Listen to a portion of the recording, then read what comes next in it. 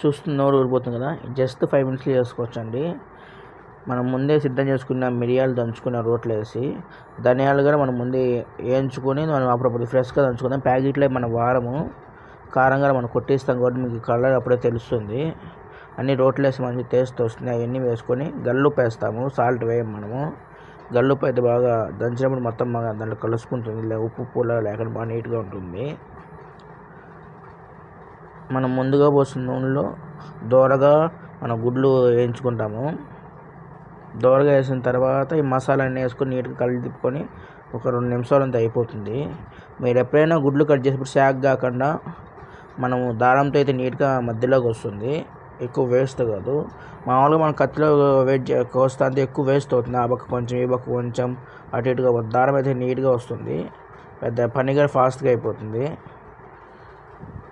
మీకు ఇలాంటి వీడియోలు కావాలంటే మన ఛానల్ని లైక్ చేయండి, షేర్ చేయండి, సబ్స్క్రైబ్ చేయండి. ఇలాంటి వీడియోలు మన ఛానల్లో ఎక్కువ ఉన్నాయి, ఒకసారి ఫాలో అవ్వండి.